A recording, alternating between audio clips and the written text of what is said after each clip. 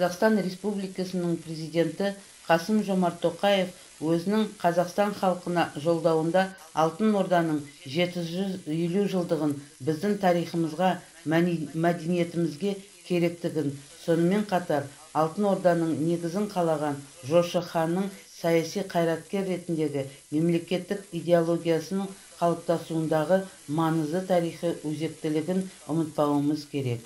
Моңғол империясының ыдырауынан кейін құрылған мемлекеттердің ішінде Алтын Орда түріктердің саяси және этникалық тарихы үшін ерекше маңызға ие болды.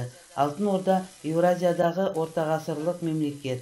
Халықтардың құрылу тарихы мен мұрасы жалғастырушы Шыңғысханның үлкен ұлы Жошының игілігінде болды.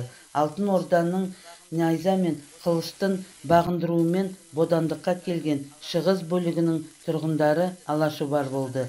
Мемлекеттік тіл шағатай тілі болды. Алтын Орданың астанасы Беркеде және Бату, Ургенч, Хорезм, Сығанақ қалаларында гуманитарлық ғылымдар, әдебиет және қолтанбалыға өнер дамыды. Ғалымдар Аль-Фараби, Авиценна, Бируни, Сығанақ, Бақырғани шығармашыларының зерттеп, сонымен бірге жеке зерттеулер жүргізген. Олар ғылымды одан әрі дамытты, жазушылар мен ақындардан рухани бай мұра қалдырды. Алтын Орда халықтарының этникалық құрамында да әр түрлі болды. Осыған байланысты қоғамның шаруашылық мәдени түрлерінің қалануы әр түрлі болды.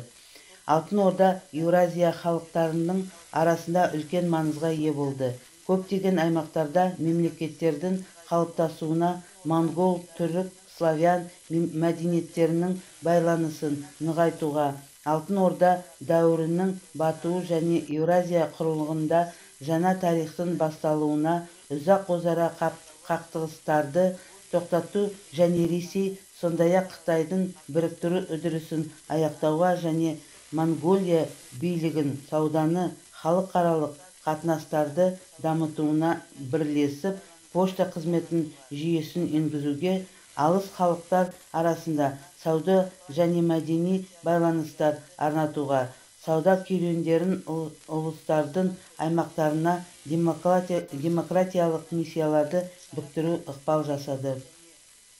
Осыдан тура 750 жыл бұрын Талас өзені бойында Шағатай, Үгедей және Жошы әулетінің ханзада наяндары жиналып ұлы құрылтай өткізді. Тарихта оны Талас құрылтай деп атайды.